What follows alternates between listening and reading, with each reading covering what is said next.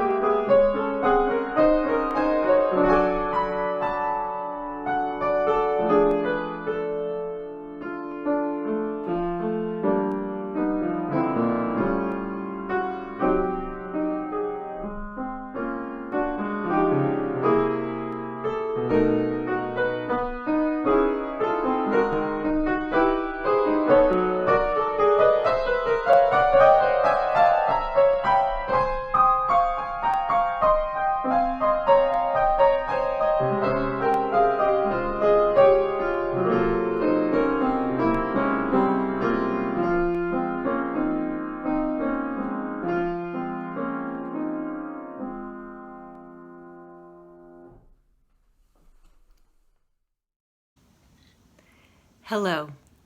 It is a gift to be with you on this blessed day. I will bring us into worship with the words of Alice Berry. Children of the earth and sky, we are nurtured, sustained, given warmth and light from above and below. Supported by earth's strong, firm crust, we build our homes, till the fields, plant our gardens and orchards. When we turn from self and seek to be aware, we will find holy light in human faces, in blossom, birdsong, and sky. Then earth is truly our home, and we are one with all earth's creatures, parents of earth's children to be. Let those words sing in our hearts this morning. Welcome. My spiritual companions, welcome to this day. Let us light our flame together.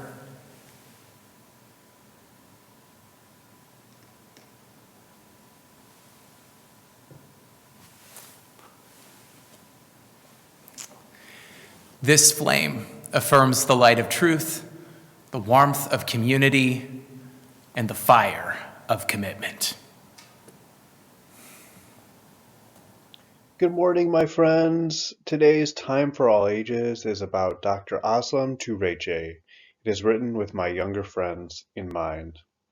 On March 1st, 2020, our youth group led worship at North Shore Unitarian Church. This was the last time I was able to attend an in-person service. I think we can all agree that since then, it has been a challenging year of Zoom school, masks, and far too many canceled activities and celebrations. Maybe you even know someone who got sick with coronavirus. Maybe you even know someone who died. If so, I'm deeply sorry for your loss. I should mention that the youth group is leading worship once again next Sunday, March 14th. I hope that you can join us as the youth group explores the impact of the pandemic and the way forward. Today, as we recognize the contributions of women around the world, I'd like to tell you about someone who helped develop a vaccine that protects us from the coronavirus. This is Dr. Aslam Tureche. Can you say that name with me? Aslam Tureche. Dr. Tureche is a physician who lives in Germany. She studies the different ways our body protects itself from diseases and co-leads a company that developed one of the COVID vaccines that is now being distributed around the world. This is a photo of Dr. Tureche with her husband, Dr. Ur Sahin, who is the other leader of the company they started. It's called BioNTech. These two scientists are so committed to their work that they spent part of their wedding day working in their lab. We are extraordinarily fortunate that scientists at Dr. Tureche's company and other companies around the world were able to develop a vaccine in less than a year. If you have a chance, my younger friends, talk to an older member of your family to see if they remember any other pandemics or were told stories of other pandemics. Do you see the colored bars in this graph? They show us that our ancestors had to wait much, much longer for vaccines. Of course, most of our ancestors never even had access to vaccines. I hope that this shows you how much of a difference you might be able to make if you keep working hard at school, stay curious, and think about going into the sciences. Please remember that we need all different kinds of people in the sciences. That includes people like you. Of course, things were not always easy for Dr. Tureche and her team. In addition to working very hard to become a doctor, many did not believe that the type of vaccines that Dr. Tureche and her husband wanted to develop would ever work. These vaccines use something called mRNA from a disease or virus to teach our cells how to fight back. On the left side of the screen, you'll see something called levels of organization that kind of shows you how things are organized in your body. And on the right, you'll see a cell with some different little squiggly parts. There's something called mRNA that has an orange box around it. That's really what makes the vaccine work. For my friends of you who play football or like to watch football, what Dr. Tureche and her team did is kind of like getting a hold of your rival's playbook, studying their plays, and then developing countermeasures that disrupt your opponent's plays. In this case, they're disrupting the coronavirus's ability to harm our body. Now, many people thought that this was way too complicated for fighting cancer, Dr. Tureche's original goal. As Dr. Aslam Tureche recently said, one important thing I have learned is that it's important to have a vision and not let it go. When we started, cancer immunotherapy was not an accepted pharmaceutical concept, but we stuck to that and positioned ourselves at a spot where, years later, the ball hit the ground. Do not give up. Stick to the vision. I think that's the most important thing I have learned in the last years.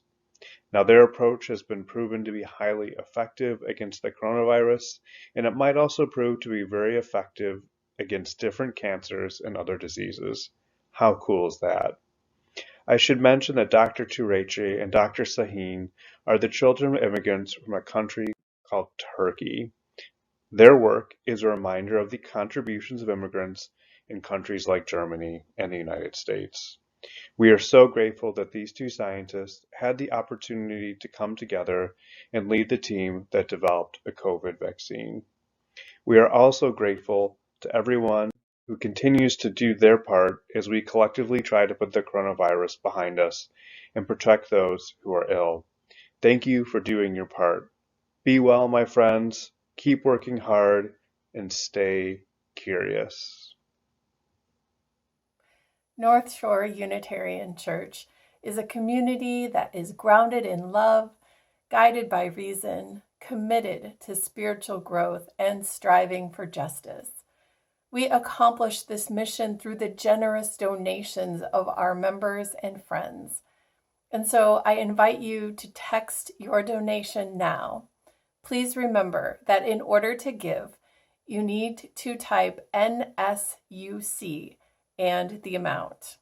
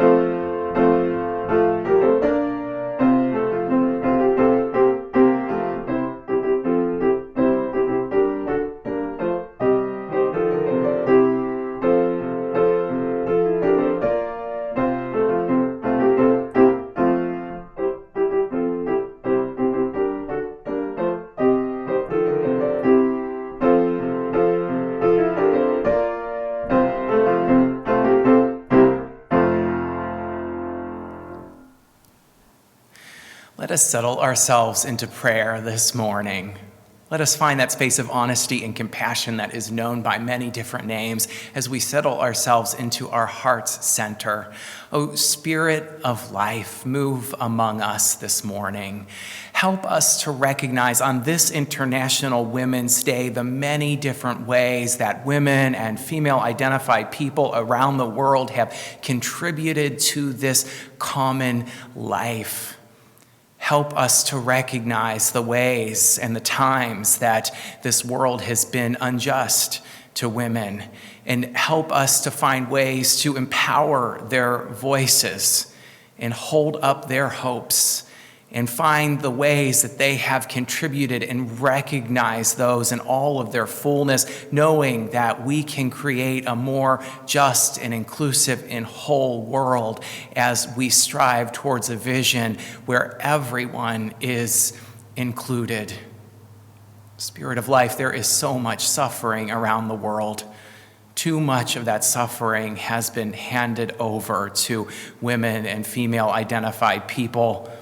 So help us today find ever new ways to create a more whole and healed and loving world where everyone is included in that great vision of a common humanity, and we are able to realize the love and justice and compassion that resides so deeply in our hearts. Let us find ever new ways to make that vision real among us and make that vision real in our world. Amen. And may it be so.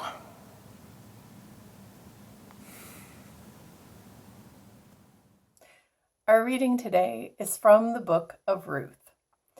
After the death of her husband, Naomi urged Ruth to leave and return home. But Ruth replied, "Don't urge me to leave or turn back from you. Where you go, I will go, and where you stay, I will stay. Your people will be my people, and your God, my God. Where you die, I will die, and there I will be buried. May the Lord deal with me, be it ever so severely, if even death separates you and me." When Naomi realized that Ruth was determined to go with her, she stopped urging her to go. Thus ends our reading.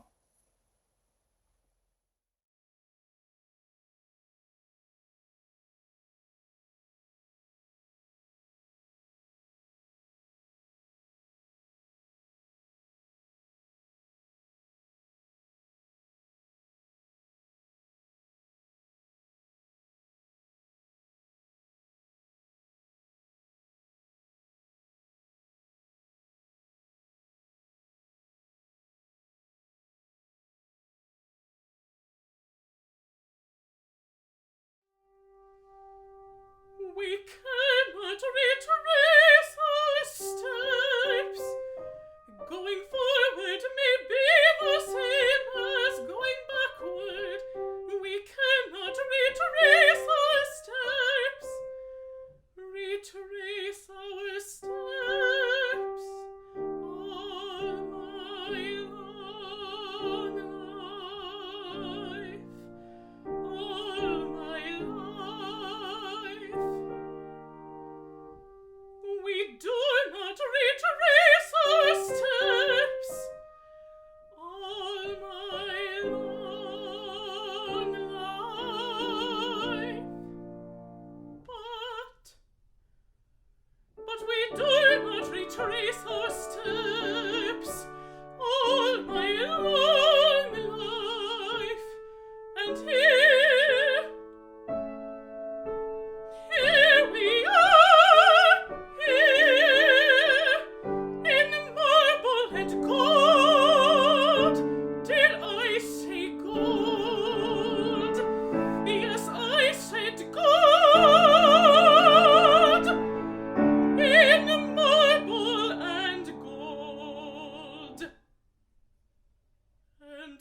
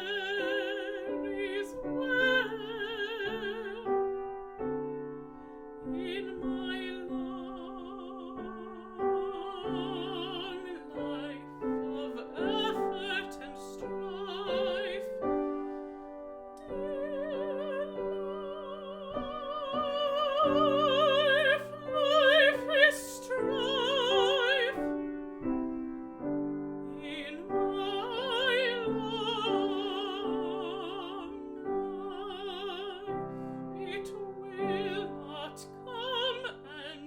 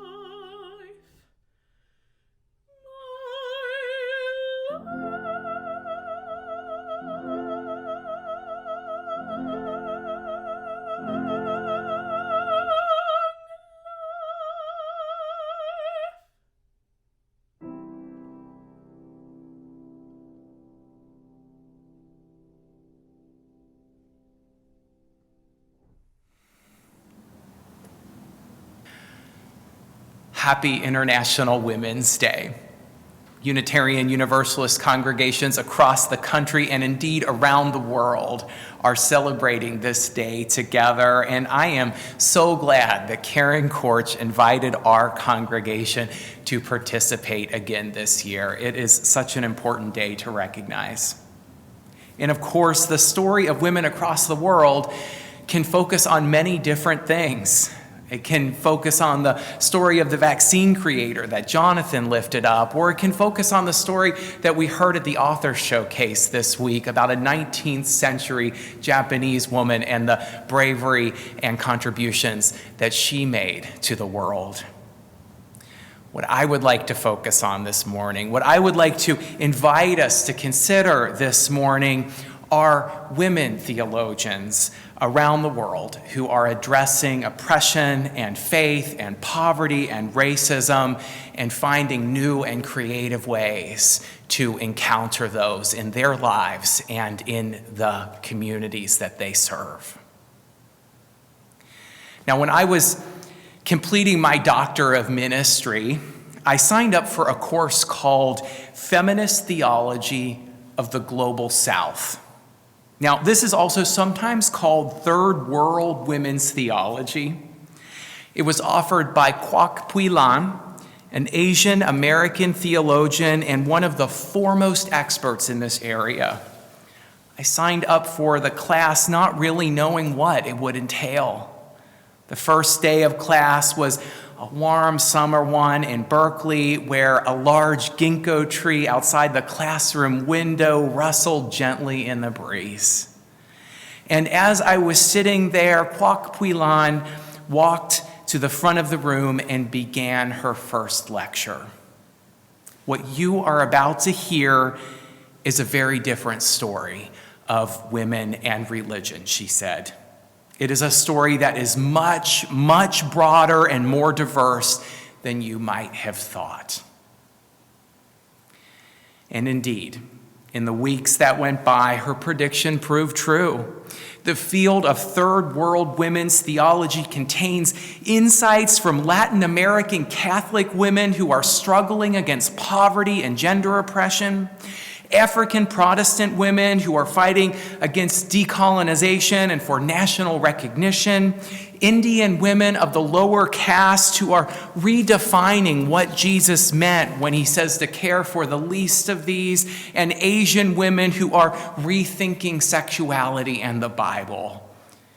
While this field is largely Christian, many of these women are focusing on interfaith dialogue and how the insights of multiple traditions can contribute to a more just world. Taking this class was like scratching the surface of the ground and discovering a vast buried treasure. Now, that is not always, perhaps not usually, the history of feminism that we learn.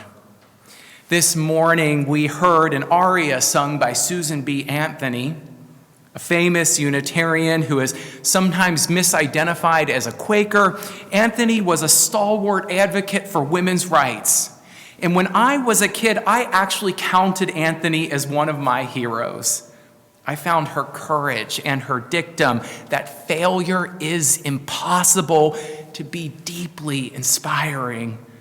I read biographies about her and even started a coin collection of Susan B. Anthony silver dollars. And then later, I got to tour her house in upstate New York. My favorite part of that was seeing her famous alligator skin bag that she traveled all over America with.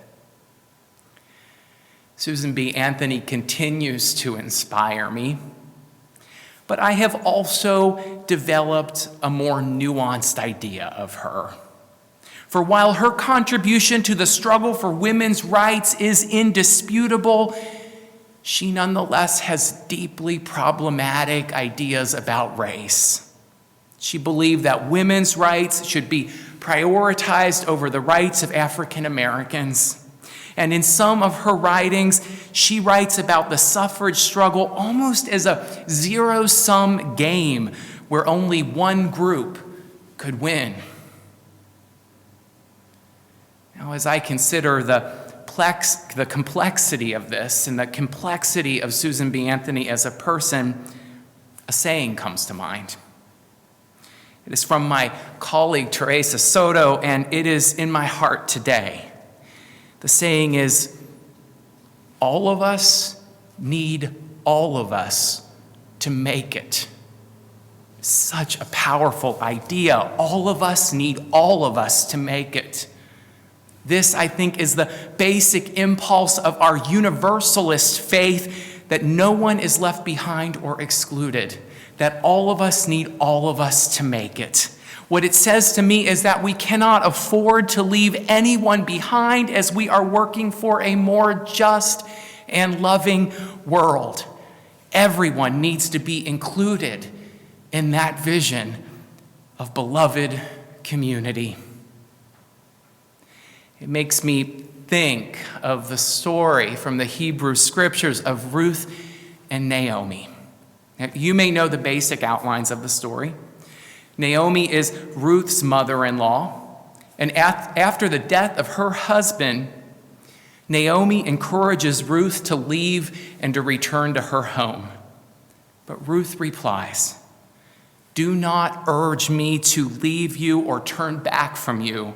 Where you go, I will go, and where you stay, I will stay. Your people will be my people." When Naomi realized that Ruth was determined to go with her, she stopped urging Ruth to leave. Now, this passage has not often been read as having wisdom about social justice, but I think it has something to teach us. When we truly believe in our bones that everyone needs to be included, that no one should be left behind, our sentiment becomes something close to Ruth's. We refuse to turn back from the concerns of others and instead open our hearts to the needs and conditions and hopes of other people. I think something truly powerful would happen if we combine that ancient saying of Ruth with the modern saying of Teresa Soto. Don't urge me to leave you or turn back from you. All of us need all of us to make it. All of us need all of us to make it. An impulse like this one is laced through the works of third world women's theology. And many of these women are contending with so many intersecting issues that they cannot afford to prioritize just one. As my professor, Kwok Bui-lan, puts it, in theological contexts, third world theologies develop out of the struggles against social and political oppression, cultural alienation, and injustice as a result of sexism, racism, classism, colonialism, and other forms of oppression. In other words, there can be no neat ranking of issues in terms of importance. All of them need to be addressed because all of us need all of us to make it. Now, I would like to get out of the way this morning. I would like to center some of the voices of these women theologians so that we can hear their words unfiltered.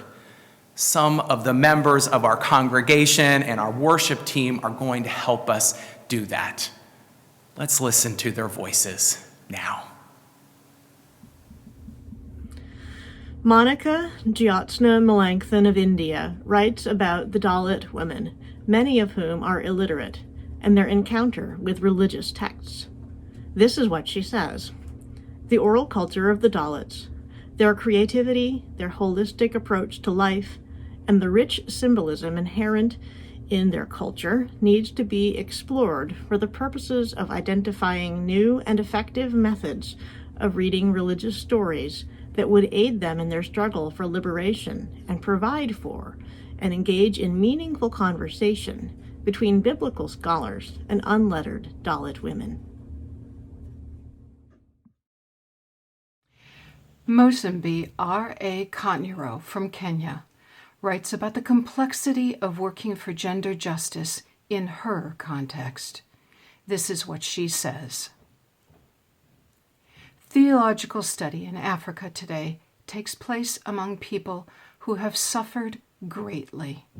There is so much death on our continent that reality makes a mockery of the suffering of Job, the biblical figure associated with tribulations. As if illnesses and disease were not enough in Africa, there are successive and simmering wars. There are repressive government regimes all over the continent, regimes that receive world attention only when their actions are the subject of global media coverage.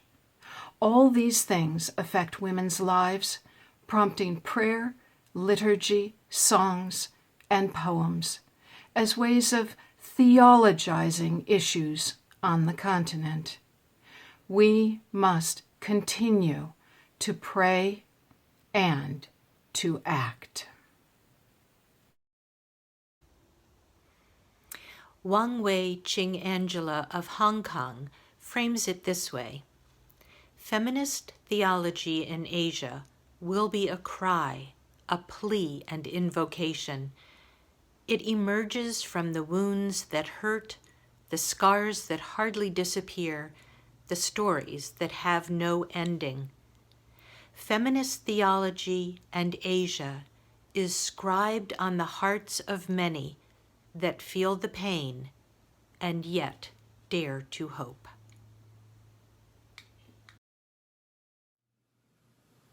Jean Zara, a feminist theologian from Palestine, writes about the need for peace in her part of the world. These are her words. Palestinians and Israelis have no military option. We should learn how to live together as equals, as real neighbors. As our shrinking world makes us all near neighbors, we should be increasingly aware of two facts about our nature as people of this world.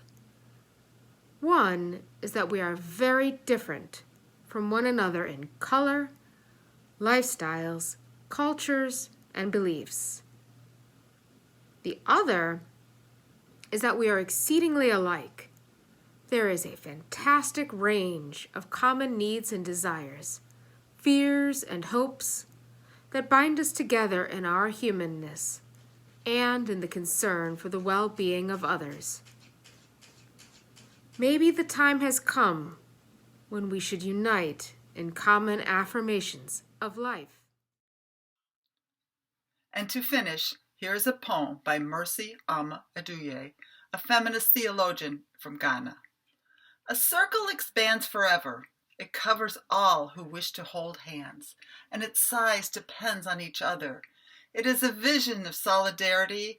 It turns outward to interact with the outside, and inward for self-critique. A circle expands forever. It is a vision of accountability. It grows as the other is moved to grow. A circle must have a center, but a single dot does not make a circle. One tree does not make a forest. A circle, a vision of cooperation, mutuality, and care.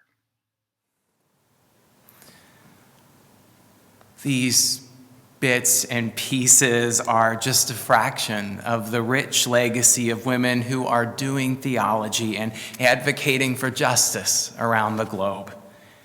And we need to hear their voices. They offer us a fuller picture of life and of justice and of what we need in order to realize our vision of a world where everyone is included. So let's hold on to that vision. Let's hold on to the vision that all of us need all of us to make it and grow our circle in that vein. We can continue to grow the circle. We don't have to shrink it. We don't have to leave anyone out.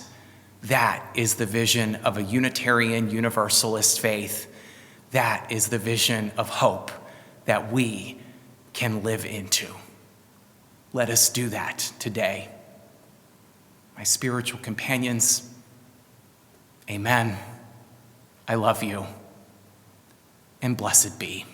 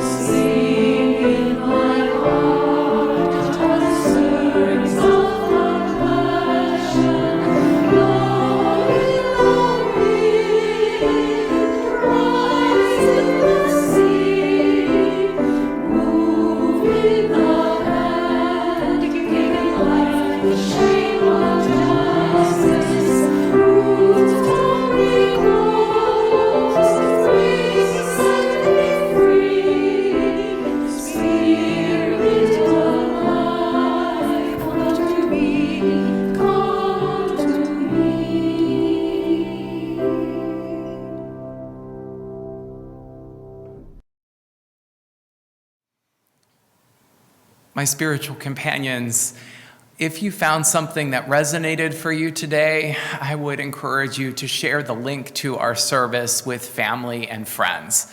You can join us shortly for coffee hour. We're going to post the link to that in the YouTube chat, and you can also find the link in your newsletter.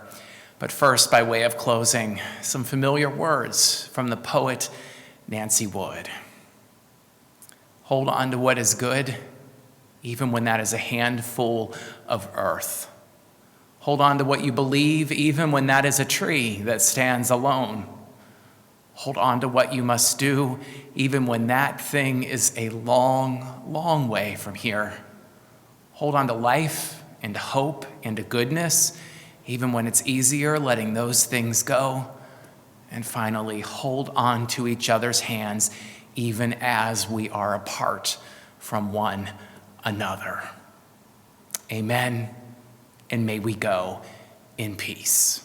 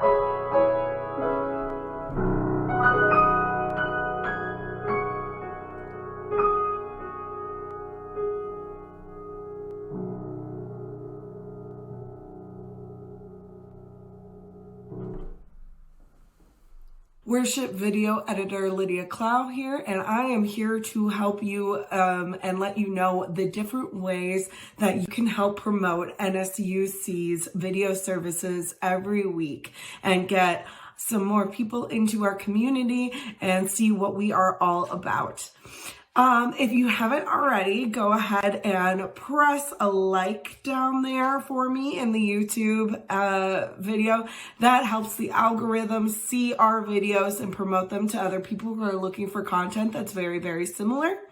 You can also go ahead and press that share button down there and go ahead and send this out to people maybe that you might know who might be interested in it, either through Facebook Messenger, through Facebook on your story.